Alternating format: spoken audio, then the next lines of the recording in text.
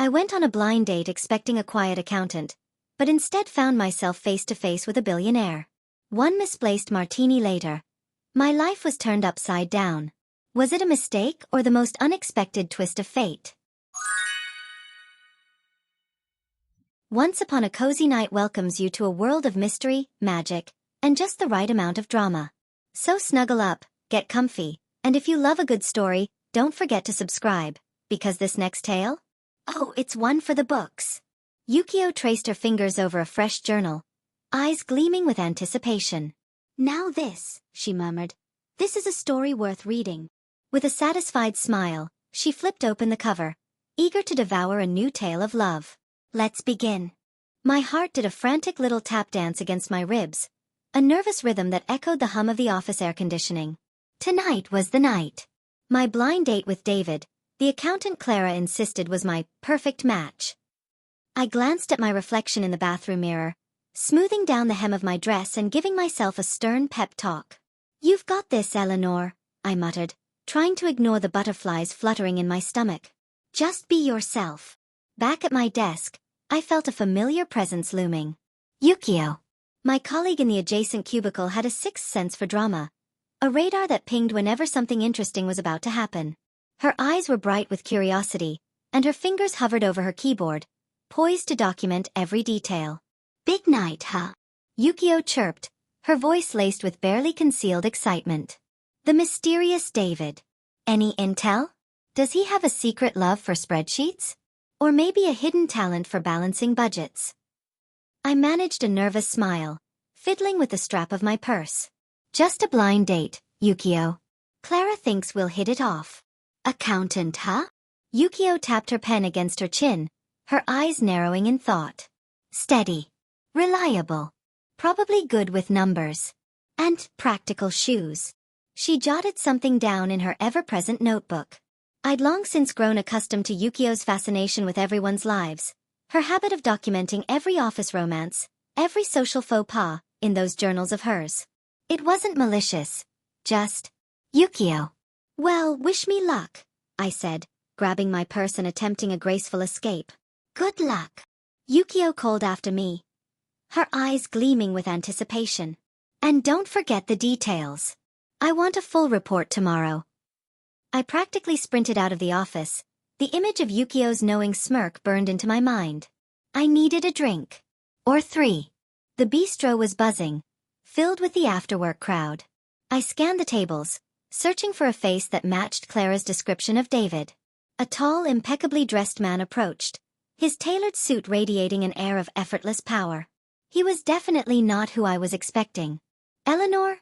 he asked, his voice deep and resonant. "Yes. You must be David," I replied, a relieved smile spreading across my face. "I'm Alexander. Alexander Thorne." My smile faltered. This wasn't David. This was someone else entirely. My heart did a weird little flip-flop. This Alexander was something else.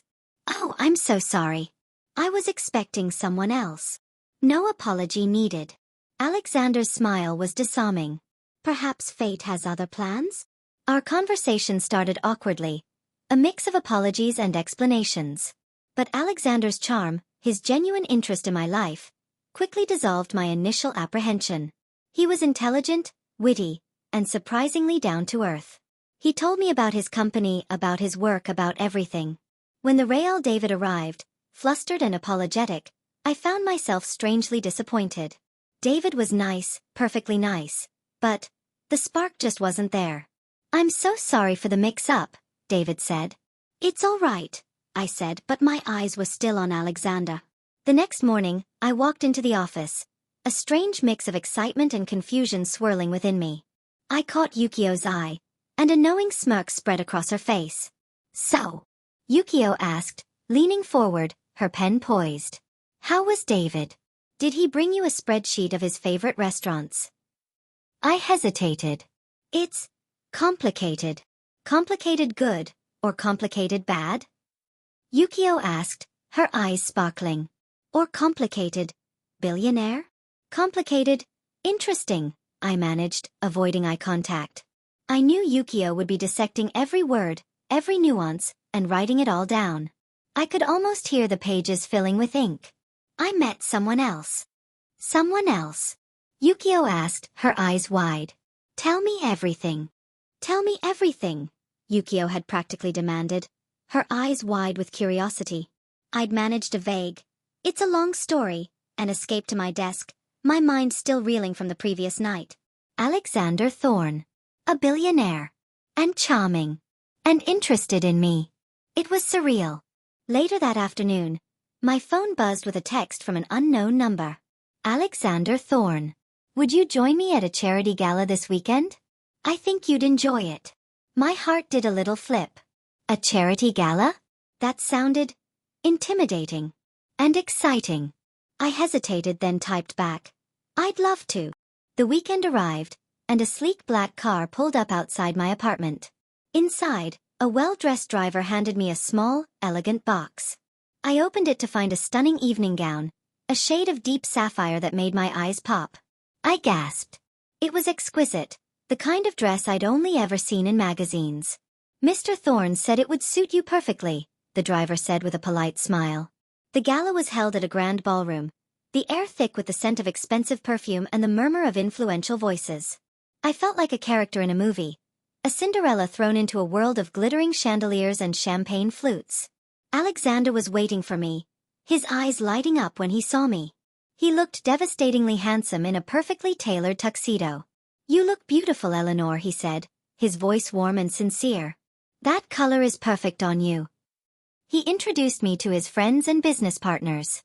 Isabella Rossi, a striking woman with sharp eyes and an even sharper wit, gave me a polite but cool smile.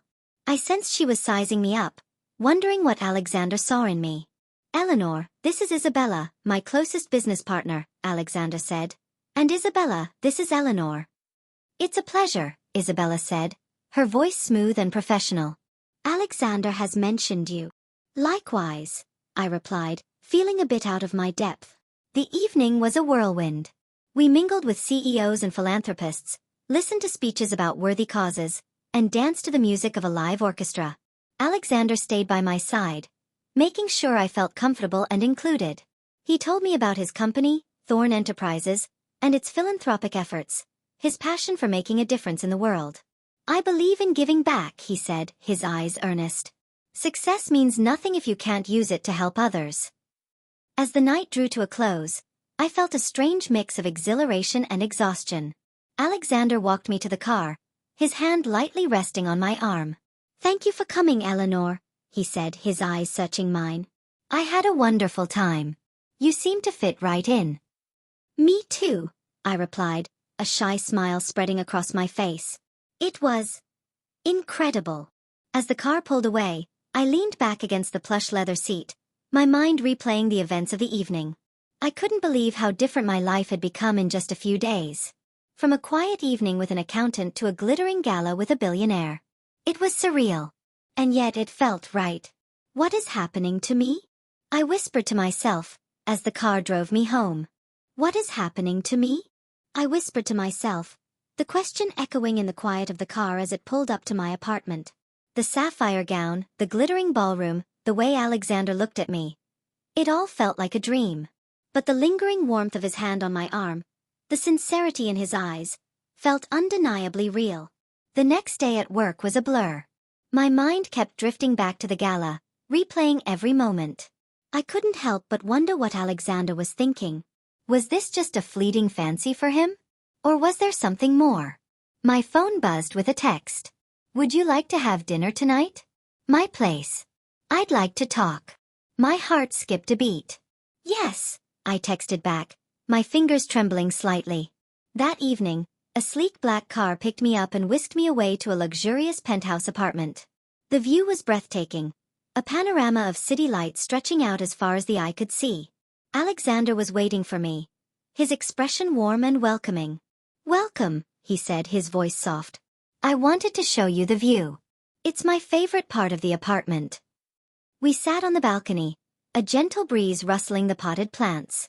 Alexander had prepared a simple but elegant dinner, and we talked for hours. He told me about his childhood, his rise to success, the challenges he faced, and the loneliness that often came with his position. He spoke with a vulnerability that surprised me, a depth that went beyond the polished exterior he presented to the world. "I've always been driven," he said, his eyes gazing out at the city lights. "But sometimes, I wonder if I've sacrificed too much." I listened, captivated by his honesty. I told him about my own life, my dreams, my fears, the simple pleasures I found in books and quiet evenings. He seemed genuinely interested, his eyes never leaving mine. As the night deepened, a connection sparked between us, a sense of understanding that transcended our vastly different worlds. We talked about everything and nothing, sharing stories and laughter. It was easy, comfortable, like we'd known each other for years. When it was time for me to leave, Alexander walked me to the door. "I had a wonderful time, Eleanor," he said, his voice low. "I feel like I can talk to you about anything." "Me too," I replied, a shy smile spreading across my face. Back in the office the next day, I couldn't shake the feeling that something had shifted. I felt lighter, more confident. But I also felt a sense of unease, a nagging question in the back of my mind. What did all this mean? I noticed Yukio watching me, her eyes narrowed in thought. She'd been giving me curious glances all morning, and I knew she was piecing together the puzzle. The whispers had already started, the hushed conversations in the break room, the knowing looks from my colleagues. My life was no longer just mine. It was becoming a spectacle, a story unfolding in the office gossip mill. And Yukio, as always, was taking notes. The whispers in the office were like a constant low hum, a background noise to my increasingly surreal life. "Did you see the car she arrived in?" Someone would murmur in the break room. "Heard she's been to his penthouse," another would whisper, their eyes wide with speculation. I tried to ignore it, to focus on my work, but the constant scrutiny was unnerving. Alexander's invitations continued, each one a plunge into a world I'd never known. Lunches at exclusive restaurants, art gallery openings, charity auctions. My calendar was filling up with events that felt like scenes from a movie. I was learning to navigate the intricate social dance of high society, the subtle cues, the unspoken rules. But it wasn't always easy. I felt like an outsider, a fish out of water. The other women, with their designer clothes and perfectly coiffed hair, seemed to size me up, their eyes lingering on my less-than-designer wardrobe. I felt their judgment, the unspoken question. What is she doing here? Julian Davies, Alexander's rival, made no attempt to hide his disdain. He always seemed to be lurking in the shadows, his eyes following me with a cold, calculating gaze. "So you're the latest distraction," he'd say, his voice dripping with sarcasm. "Alexander has a penchant for novelties." I tried to brush off his comments, to hold my head high, but his words stung. I wasn't just a novelty. I wasn't just a distraction. But how could I prove that to him, to anyone? Alexander, bless his heart, was always by my side, a steady presence in the swirling chaos of his world. He'd introduce me to people, explain the nuances of a situation, and offer a reassuring smile when I felt overwhelmed. "Don't pay attention to Julian," he'd say, his voice low. "He's just trying to get under my skin." But it wasn't just Julian. It was the constant feeling of being watched, judged, analyzed. It was the weight of expectations, the pressure to fit into a world that wasn't mine. One evening, at a particularly lavish dinner party, I found myself standing alone on the balcony, gazing out at the city lights. I felt a tap on my shoulder. It was Isabella Rossi. "You seem a bit lost," she said, her voice surprisingly gentle. "Just overwhelmed," I admitted. "It's a lot to take in," she said, her eyes searching mine. "Alexander has a way of sweeping people off their feet. But this world, it's not always kind." Her words hung in the air, a warning, a piece of advice. I wasn't sure what to make of them. But I knew one thing. My life had changed irrevocably, and I was just beginning to understand the complexities of this new reality. Isabella's words, "This world, it's not always kind," echoed in my mind. The glamour and excitement of Alexander's world were undeniable, but beneath the surface, I sensed a current of tension, a constant struggle for power. It became even more evident when Alexander began to involve me in his business dealings. He valued my perspective, my ability to see things from a different angle. He'd ask for my thoughts on new projects, on potential investments, and on the overall direction of Thorne Enterprises. I was flattered, of course, but also a little intimidated. I was a marketing professional, not a business tycoon. One particular project, a renewable energy initiative, sparked my interest. Alexander was passionate about it, seeing it as a way to make a real difference. I shared his enthusiasm, suggesting some innovative marketing strategies to raise awareness and garner support. Then the scandal hit. A confidential memo, outlining the project's financial projections and potential risks, was leaked to the press. Julian Davies, of course, was behind it. The article painted Alexander as a reckless opportunist, willing to gamble with investors' money for personal gain. And to my horror, my name was mentioned. The article implied I had inside information and had somehow been involved in the leak. I was devastated. How could anyone think I would betray Alexander's trust? I was angry, hurt, and terrified. The office was a whirlwind of whispers and sideways glances. I could feel the judgment, the suspicion. "Eleanor, are you all right?" Yukio asked, her voice uncharacteristically soft. She'd been observing the office's reaction with her usual keen interest, but I could see a flicker of genuine concern in her eyes. "I don't know," I said, my voice trembling. "They think I had something to do with the leak." "That's ridiculous," Yukio said, her eyes flashing. "Anyone who knows you knows you'd never do something like that." Her words, though simple, meant more to me than she knew. Alexander, thankfully, stood by me. He trusted me, he said, and he knew I was innocent. But the damage was done. The scandal cast a dark shadow over our relationship, a constant reminder of the cutthroat nature of his world. The tension was palpable, a heavy weight that pressed down on me. I felt like I was walking on eggshells, constantly afraid of saying or doing the wrong thing. I loved Alexander, but I was beginning to wonder if I could handle the pressures of his life, the constant scrutiny, the endless battles. The world of high-stakes business was not for the faint of heart, and I was beginning to feel the strain. The weight of the scandal lingered, a dark cloud hanging over everything. Even though Alexander trusted me, the whispers and accusations in the press and the office created a constant tension. I felt like I was being watched, judged, every move scrutinized. I needed to escape, to breathe, to find some semblance of normalcy. Alexander seemed to sense my unease. "Let's get away for a few days," he suggested, his voice gentle. "I have a place in the countryside. It's quiet, peaceful." I readily agreed. We left the city, the chaos and the scrutiny, and drove to a secluded estate nestled in rolling hills. The air was crisp and clean, the silence broken only by the chirping of birds and the rustling of leaves. It was a world away from the glittering ballrooms and the cutthroat boardrooms. The estate was a haven, a place of tranquility. We spent our days walking through the gardens, exploring hidden trails, and simply enjoying each other's company. There was no need for pretense, no pressure to perform. We were just two people, sharing quiet moments, finding solace in each other's presence. One afternoon, we sat by the fireplace, a gentle rain pattering against the windows. Alexander opened up about his past, his childhood, his dreams. He spoke of the pressures of his position, the loneliness that often came with it. He shared his fears, his doubts, his hopes for the future. "I've always been driven," he said, his eyes gazing into the flickering flames. "But sometimes, I wonder if I've lost sight of what's truly important." I listened, captivated by his vulnerability. I told him about my own life, my dreams, my fears, the simple pleasures I found in reading and quiet evenings. We talked for hours, sharing stories, laughter, and a sense of understanding that deepened our connection. In the quiet of the countryside, away from the prying eyes and the constant pressure, we found a sense of peace. We reconnected, not as a billionaire and his date, but as two people who cared deeply for each other. One evening, as we sat on the porch, watching the sun set over the hills, Alexander took my hand. "I know things haven't been easy," he said, his voice low. "But I want you to know that you're important to me, more important than anything." His words, spoken with such sincerity, touched me deeply. I knew then that our connection was real, that it went beyond the glamour and the gossip.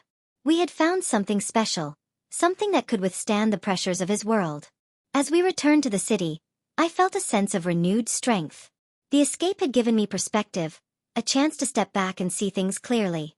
I knew the challenges were still there, but I also knew that I wasn't alone. And that made all the difference. Returning to the city felt like stepping back into a whirlwind. The scandal, though somewhat faded, still cast a long shadow. The press continued to hound Alexander, and the whispers in the office were a constant reminder of the doubts and suspicions. But the quiet time we spent in the countryside had given me a newfound sense of resolve. I wasn't going to let the negativity define me. I decided it was time to confront Julian Davies. I knew he was the one behind the leak, and I wasn't going to let him get away with it. I started digging, gathering evidence, piecing together the puzzle. I spent late nights poring over documents, following leads, determined to clear my name. One afternoon, I found a crucial piece of information. An email exchange between Julian and a journalist, confirming his involvement in the leak. I printed out the emails, my hands trembling with a mix of anger and triumph. I marched into Alexander's office, the evidence clutched in my hand. He looked up, his expression a mix of surprise and concern. "Alexander," I said, my voice firm. "I have something to show you." I laid the emails on his desk. He read them, his eyes narrowing, his jaw tightening. "Julian," he said, his voice low. "I knew he was behind this. I want to confront him," I said. "I want to clear my name." Alexander nodded, his expression grim. "I'll be right beside you." We found Julian at a charity gala, surrounded by his usual entourage. I walked up to him, my eyes blazing. "Julian," I said, my voice cutting through the chatter. "I know you were behind the leak." He smirked, his eyes cold. "What are you talking about?"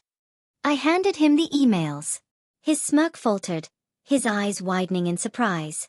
"These emails prove your involvement," I said, my voice unwavering. "You tried to ruin Alexander's reputation, and you tried to drag me down with you." Julian's face flushed crimson. He tried to deny it, to deflect, but the evidence was undeniable. Alexander stepped forward, his expression stern. "Julian," he said, his voice laced with disappointment, "I thought we had an understanding." Julian, realizing he was cornered, finally admitted his involvement. He apologized, a hollow, insincere apology, but an apology nonetheless. The incident cleared my name, proving my innocence. It also forced Alexander to confront the toxic elements of his social circle, to prioritize genuine relationships over superficial connections. It was a turning point, a moment of clarity that solidified our relationship. As we left the gala, Alexander took my hand, his eyes filled with gratitude. "Thank you, Eleanor," he said. "You've shown me what's truly important." The confrontation with Julian had cleared the air, both literally and figuratively. The tension that had been hanging over us dissipated, replaced by a sense of relief and renewed closeness. Alexander, wanting to show his appreciation, decided to whisk me away for a romantic getaway. "I know just the place," he said, a mischievous glint in his eyes. "A secluded island, far from the city lights and the prying eyes." We took a private plane to a small picturesque island, a hidden gem nestled in the turquoise waters of the Caribbean. The island was a paradise, a haven of white sand beaches, lush tropical foliage, and crystal-clear waters. Our villa was a luxurious retreat, a private oasis with a breathtaking view of the ocean. We spent our days exploring the island, discovering hidden coves, swimming in the warm, inviting waters, and simply enjoying each other's company. We snorkeled among vibrant coral reefs, kayaked through mangrove forests, and hiked to the island's highest point, where we watched the sun paint the sky with hues of orange and pink. The evenings were equally magical. We dined by candlelight on the beach, the gentle sound of the waves providing a soothing soundtrack to our conversations. We talked about our dreams, our hopes, our fears, our love for each other. We laughed, we shared stories, we simply enjoyed being together. One night, as we sat on the balcony, gazing at the stars, Alexander took my hand. "Eleanor," he said, his voice soft, "I love you. I want to build a life with you, a life filled with love, laughter, and happiness." My heart swelled with emotion. I had fallen deeply in love with Alexander, with his kindness, his sincerity, his passion. "I love you too, Alexander," I replied, my voice trembling slightly. "More than you know." He leaned in, his lips brushing against mine. The kiss was tender, filled with warmth and affection. It was a moment of pure bliss, a confirmation of our love. We spent the rest of the week in a state of blissful contentment, savoring every moment of our time together. We felt like we were the only two people in the world, our love a beacon in the vastness of the ocean. As we prepared to leave the island, I felt a pang of sadness. I didn't want to return to the city, to the pressures and the scrutiny. But I also knew that our love was strong enough to withstand any challenge. "This has been the most wonderful week of my life," I said to Alexander, as we boarded the plane. "Mine too," he replied, his eyes filled with love. "And it's just the beginning." "And it's just the beginning," Alexander had said, and I held on to those words as we returned to the city. The island getaway had been a dream, a perfect escape, but the reality of our lives awaited us. Back to the business world, the social obligations, and the ever-present scrutiny. But something had changed.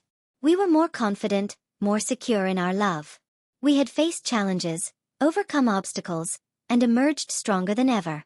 We knew what we wanted, and we were ready to face the future together. One evening, Alexander invited me to dinner at his penthouse. As we sat on the balcony, gazing at the city lights, he took my hand. "Eleanor," he said, his voice low and sincere, "I want to ask you something." He stood up, his eyes searching mine. He reached into his pocket and pulled out a small velvet box. He opened it, revealing a stunning diamond ring. "Eleanor Vance," he said, his voice filled with emotion. "Will you marry me?" My heart leaped with joy. I had dreamed of this moment, but I never thought it would actually happen. "Yes," I whispered, tears welling up in my eyes. "Yes, Alexander, I will marry you." He slipped the ring onto my finger, and we embraced, our love a tangible force between us. We spent the rest of the evening celebrating, calling our families, sharing our joy with the world. The news spread quickly, of course. The office was buzzing with excitement, and Yukio, as expected, was in her element. She practically bounced in her cubicle, her eyes sparkling with delight. "I knew it!" she exclaimed, her voice filled with triumph. "I knew there was something special between you two." She pulled out her notebook, scribbling furiously. "This is going to be the wedding of the year," she declared, her eyes gleaming. "I need all the details. The dress, the venue, the guest list." I laughed, shaking my head. "Yukio, you're incorrigible," I said, but I couldn't help but smile. Planning the wedding was a whirlwind. There were so many decisions to make, so many details to consider. We wanted a celebration that reflected our love, a ceremony that was both elegant and personal. We chose a beautiful venue, a historic mansion with sprawling gardens. We selected a talented wedding planner, who helped us navigate the complexities of planning a high-profile event. We chose a day that held special meaning for us. As the wedding day approached, I felt a mix of excitement and anticipation. I was marrying the man I loved, the man who had changed my life in ways I never thought possible. I was ready to face the future, hand in hand with Alexander, ready to build a life filled with love, laughter, and happiness. The day of the wedding arrived, a day filled with sunshine and the promise of a lifetime of happiness. The mansion gardens were transformed into a fairy tale setting, adorned with flowers, lights, and the joyful buzz of our loved ones. I stood in the bridal suite, my heart pounding with anticipation, as my bridesmaids helped me into my gown. It was a dream, a vision of lace and silk, perfectly tailored to my figure. As I walked down the aisle, my eyes met Alexander's. He looked breathtaking, his eyes filled with love and adoration. The ceremony was beautiful, a heartfelt exchange of vows, a promise of eternal love. We were surrounded by our families, our friends, and the warmth of their blessings. The reception was a celebration of our love, a night of laughter, dancing, and heartfelt toasts. We danced our first dance as husband and wife, our bodies moving in perfect harmony, our love a tangible presence in the room. The next day, as we prepared to leave for our honeymoon, I felt a sense of peace, a feeling of completeness. My life had changed immeasurably, but I knew that I was exactly where I was meant to be. Back at the office, the atmosphere was different. There was a sense of quiet joy, a shared happiness for my new chapter. Yukio, of course, was in her element, documenting every detail, every reaction. "So," she said, her eyes gleaming, "how does it feel to be Mrs. Thorne?" "It feels wonderful," I replied, a smile spreading across my face. She scribbled something in her notebook, her expression thoughtful.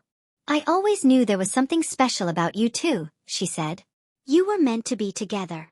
Later that day, as I was packing up my desk, preparing for my extended leave, I found a small leather-bound journal. It was Yukio's, left behind on my desk. I opened it, curious, and found a detailed account of my story, from the awkward blind date to the fairy tale wedding. I read through the pages, a mix of amusement and gratitude filling my heart. Yukio had captured the essence of my journey, the ups and downs, the twists and turns. She had seen it all, observed it all, and recorded it all with her unique perspective. As I closed the journal, I thought about the future, about the life I was building with Alexander. It was a life filled with love, adventure, and the promise of endless possibilities. I knew there would be challenges, but I also knew that we would face them together, hand in hand, our love a guiding light. And somewhere, I knew Yukio would be watching, documenting, and perhaps, already planning the next chapter of her chronicles. As I left the office for the last time, I knew that a new beginning was waiting, and I was ready for it. David Miller's perspective. The missed date. David sat at the same bistro table, a year later, a half-finished glass of wine in front of him. He'd seen the pictures, of course, the ones splashed across every magazine and social media feed. Eleanor and Alexander, radiant and impossibly happy. He'd even seen Yukio's posts, detailed accounts of the Thorn Vance saga. He'd almost laughed when he'd first learned of the mix-up. He'd been flustered, late, apologetic. But he'd never imagined it would lead to this. A billionaire, a whirlwind romance, a fairy tale wedding. He'd tried to date since then, but nothing had clicked. He found himself comparing every woman to the fleeting image of Eleanor he'd held in his mind. The nervous smile, the genuine warmth. He'd wondered countless times, what would have happened if he'd been on time? Would they have hit it off? Would his life have taken a different turn? He sighed, swirling the wine in his glass. He'd learned a valuable lesson, he supposed. Don't be late. And maybe, just maybe, some people are destined for extraordinary things. He raised his glass in a silent toast. To Eleanor and Alexander, he murmured. May you always be happy. Isabella Rossi's reflection. A calculated risk. Isabella stood on the balcony of her penthouse, the city lights twinkling below. She held a glass of champagne, her expression thoughtful. She'd watched Alexander's relationship with Eleanor unfold, initially with skepticism, then with a grudging admiration. She'd seen the change in Alexander, the softening of his sharp edges, the genuine happiness that radiated from him. She'd always been his confidant, his business partner, his friend. But Eleanor had brought something new into his life, something that Isabella couldn't provide. She'd been wary of Eleanor at first, concerned that she was just another fleeting infatuation. But Eleanor had proven herself, her strength, her integrity, her unwavering love for Alexander. She'd even helped Isabella see some blind spots in her own life. Isabella took a sip of champagne, a small smile playing on her lips. She'd always been a pragmatist, a woman who valued logic and reason. But she'd learned that love, true love, was a force to be reckoned with. And sometimes, the most calculated risk was to open your heart. Yukio closed her journal, a satisfied sigh escaping her lips. Eleanor and Alexander's story was complete, a masterpiece of serendipity and romance. She documented every detail, every nuance, every whispered conversation. She glanced at her overflowing bookshelf, filled with journals chronicling the lives of those around her. There were stories of love and loss, of triumph and tragedy, of the everyday dramas that made life so interesting. Her mind wandered to the next chapter, the next story waiting to be told. Who would be her next subject? Clara, with her ever-evolving romantic entanglements? Or perhaps Julian, now humbled, trying to rebuild his reputation? Maybe even David, the man who missed his date, and the ripples that had caused in his life. She picked up a new journal, its pages blank and waiting. She smiled, her eyes gleaming with anticipation. The world was full of stories, and she, Yukio, was ready to capture them all. Thanks for hanging out. Hope you had as much fun listening as I did sharing this story. Because wow, that was a ride. If your jaw is still on the floor, don't worry, I'll help you pick it up next time. If you enjoyed the chaos, go ahead and like, comment, and subscribe. Because trust me, there's always more where that came from.